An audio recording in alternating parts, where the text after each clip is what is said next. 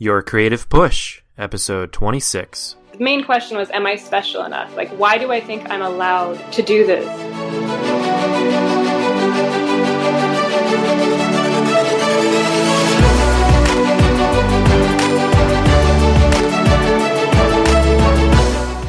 Welcome to Your Creative Push, the podcast that pushes you to pursue your creative passions. I'm your host, Youngman Brown, and my guest today is Gwenn Seemel. I actually found Gwenn via Corey Huff, who was on the show and mentioned Gwenn back in episode 4, and he mentioned you, and very interestingly, and we will talk about that, but Gwenn is a full-time artist, portraitist, and free culture advocate, and her beautiful, unique portraits, as well as all of her other work, is intentionally free from copyright. Now, Gwenn, before we get into what that means and why you do that, maybe you could just give us a peek into your personal life? Yeah, so that's actually a huge part of my personal life. I feel like it really drives my creativity, but I'll save that. So like you said, I've been a full-time artist for a while. I'm actually officially a teenager in terms of my career. I turned 13, and that's exciting. I'm excited to see what that will do to my career as I get into these terrible teens. Recent highlights include a mural that I did in 2014 in my hometown of Portland, Oregon. I don't live there anymore, but it was a memorial to an artist friend of mine and who had passed away a few years before. And that was a really exciting thing to do, to see my work made big on a wall. I also got into a big fight with the Arts Council of the city over it. And so I think that was also an exciting thing to do and a big part of my personal life. I think it's interesting when you're asking me to share about my personal life, because I feel like my creative self and my personal self and my social self, all those identities are sort of mashed up. So it's hard for me to say, like, what is personal life Gwenn and what is creative Gwenn? Does that make sense? It makes sense, and that's a very good thing, because I think a lot of people separate their creativity. Like, that's like a whole separate thing that a lot of people listening don't even get to, and that's the whole purpose of trying to mesh that in and make that part of yourself. So I think that's a good on you for that. Yeah, it's interesting though, because actually hearing you say that made me think that sometimes being more separate or more sort of deliberate about your identities can also be good for your creativity, I feel like, because then you don't take personally stuff that's said about your work. So there's good things, I think, in being more separate and I think it's just different for different people, you know? For sure. Now, Corey had mentioned back in episode 4, he just suggested you as somebody who is really taken, like we were just talking about, you've built a body of work based on things that are important to you. And he talked about your series of work, Crime Against Nature. So maybe could you tell us a little bit more about that? So back in 2009, I was diagnosed with endometriosis. It's a disease without a cure that affects lots of women, millions of women, and basically causes a lot of physical pain and then also emotional pain that comes with that physical pain, and with the fact that you often can't have children if you have this disease. And so as my way of, not immediately, the first sort of step of processing that I had this disease was not as creative. It was really like withdrawing into myself and pretending to the outside world that nothing was wrong. That was really important to me for some reason.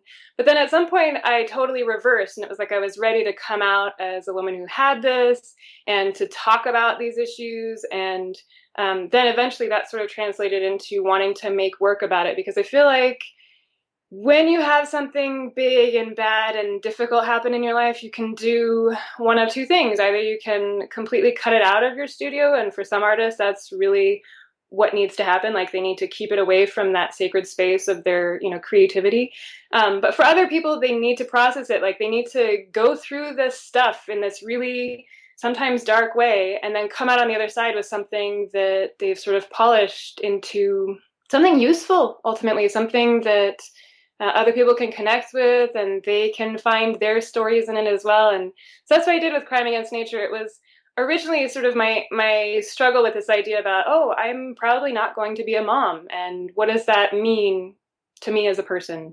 And so I was thinking about how in nature, the way that nature is often described is that, and I'm talking about animals more specifically, is that they're described in terms of their life cycle. So, they're babies and they grow up and they eat this and they do that. But really it's about them producing the next generation. And I realized I wasn't going to be a part of that. I wasn't going to be producing the next generation. And so what did that mean? And so I looked at nature and started to see that wasn't everything that was going on for animals. And furthermore, that there were other behaviors that animals were engaging in that we weren't told about, or that weren't sort of, that weren't emphasized by scientists, either because it would marginalize their research or because they themselves were uncomfortable with it. And here I'm talking about homosexuality, among other things. Like, a lot of times scientists will see homosexual behavior in the field and they'll either discount it as, oh, that's just a freak thing that happened just then, or they won't even notice that it's happening. They'll just assume that the animal that's doing the mounting must be male and the animal that's being mounted must be the female. So a lot of homosexual behaviors in nature have not been reported. And so it's just it's a hole in our understanding of nature.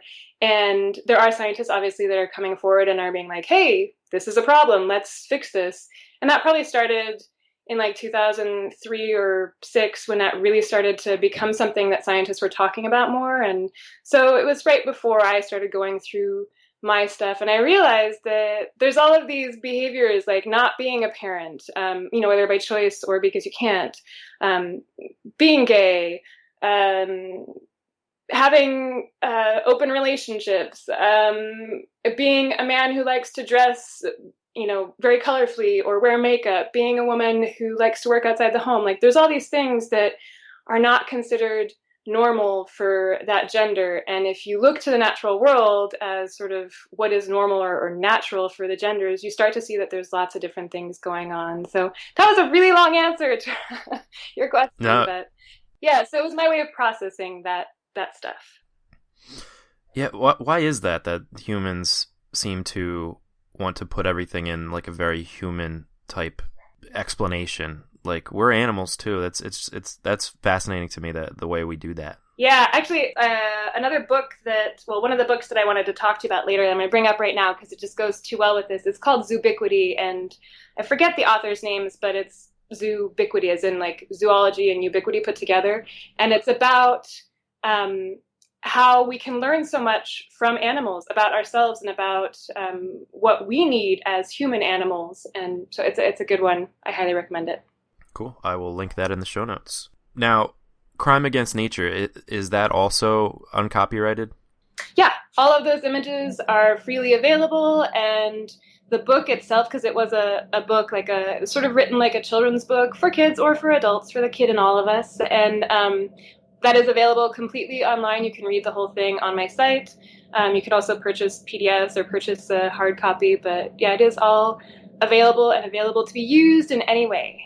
Okay, so let's get into that, because I listened to your TED Talk, or watched your TED Talk, I should say, and great job, by the way. That will be linked. You're welcome. That will be linked in the show notes as well. But in your TED Talk, you discuss this idea of uncopyright, or how all your work is not copyrighted. So why? Just tell us why.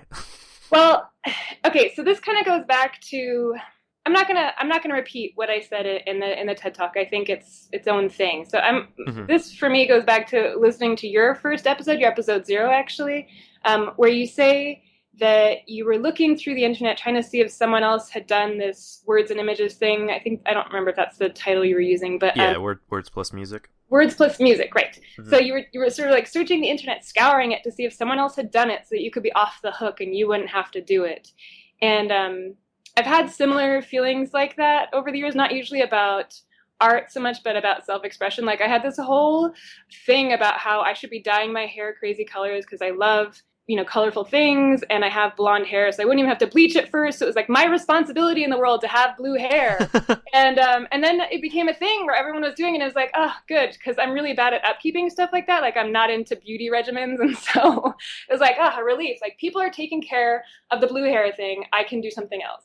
And so I've had that feeling, but I've also had sort of a related feeling, which is that if someone can do creatively, artistically what I'm doing, but do it better, then they should totally do it. Like, if they can grab my thing and make it better, either by actually doing like remixing it in some way, or doing their own spin on it, or by marketing it better, then they should do it, because the point is that the work is what's valuable. The work is what's valuable to the world, and it's necessary, and so it should be done, and it should be done the best way possible.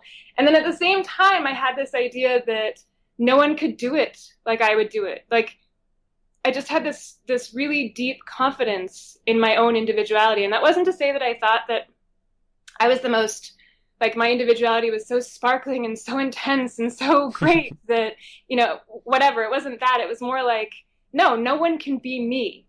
And so I have my place in the world as a creative, and I am needed just by the fact that I'm me. And so I think that was a big part of my internal conversation when I was starting to be a professional artist, was this sort of push and pull of they should do it. No, I need to do it.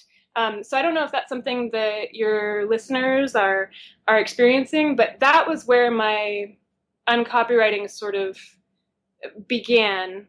I think was from that feeling of I'm the only one who can do it anyways, so I might as well completely release it into the world and have it be used. Also, I think also artists really like to talk about creativity. People in general like to talk about creativity, and there's like all kinds of warm, fuzzy feelings about it.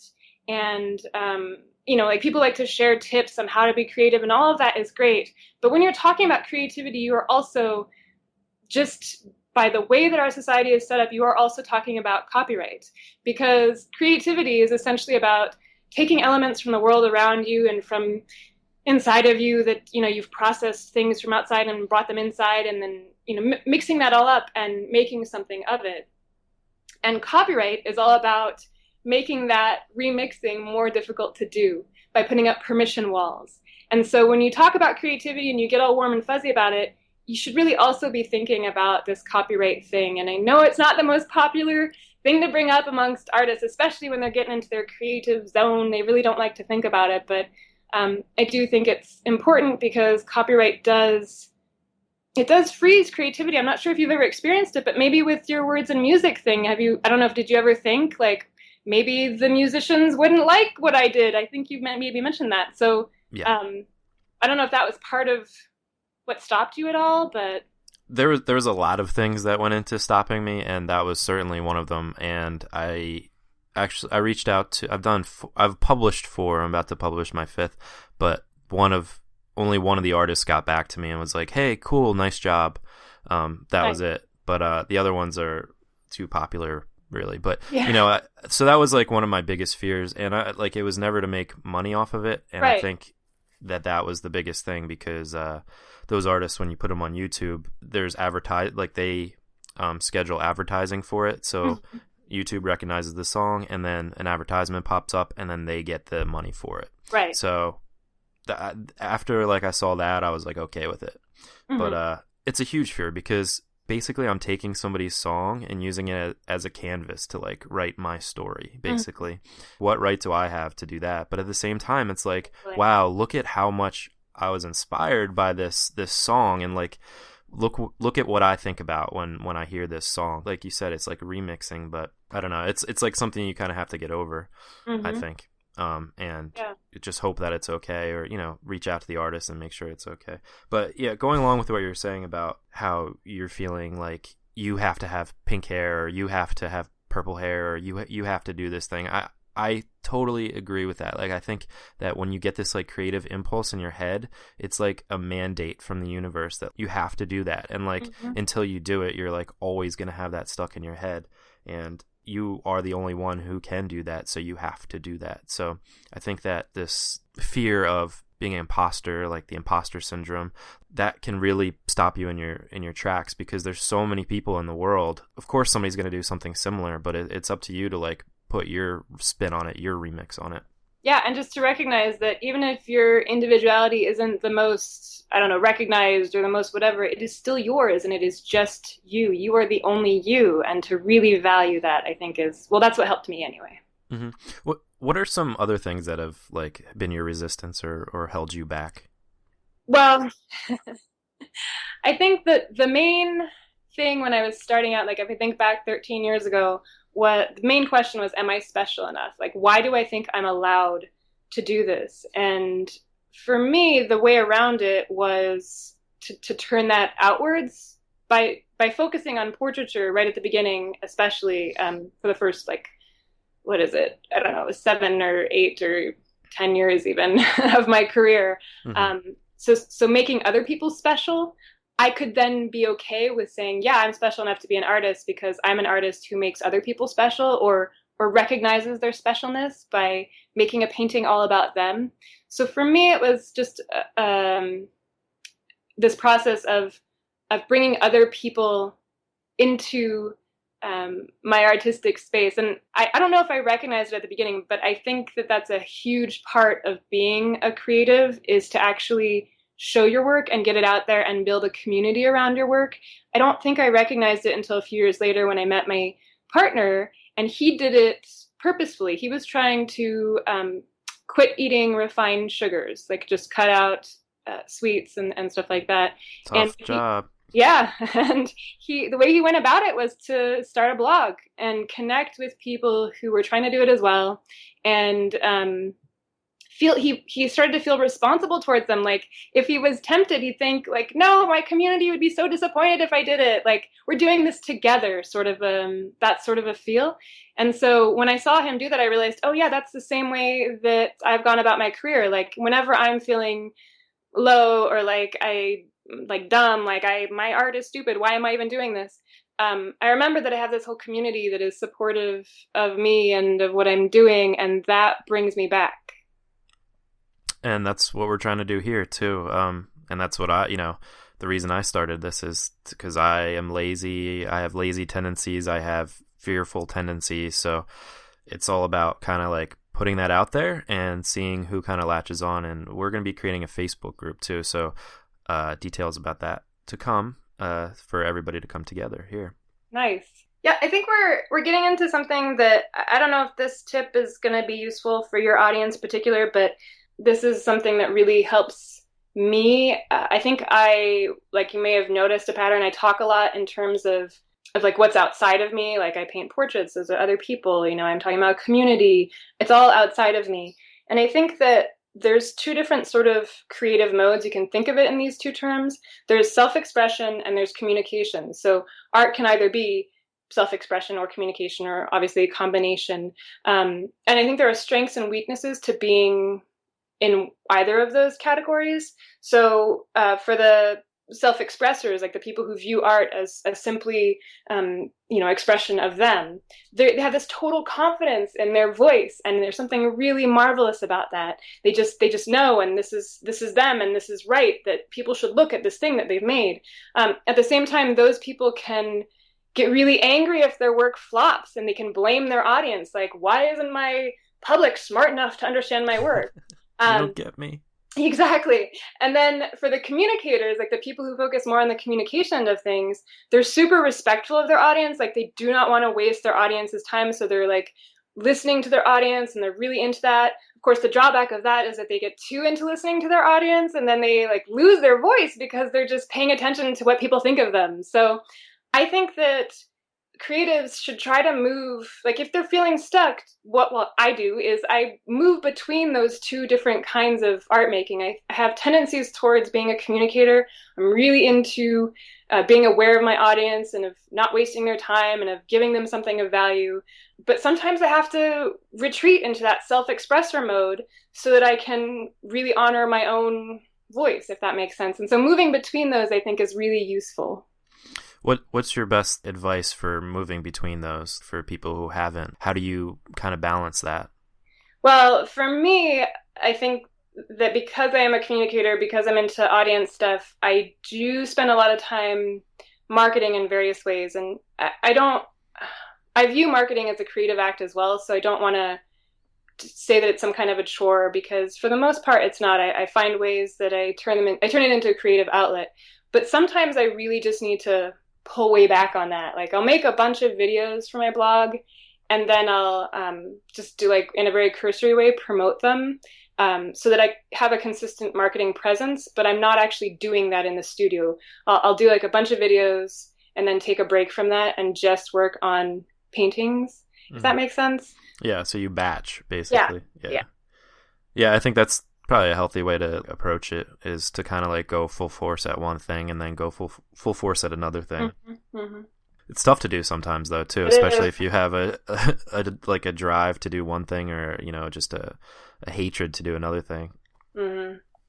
Gwen, could you take us back to your first, or maybe one of your first creative moments, and tell us that story?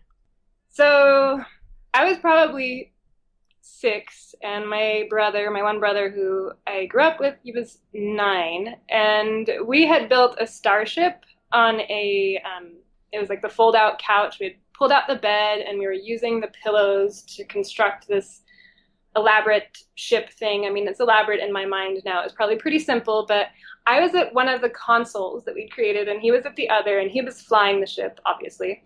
But obviously, that's obviously if you know him.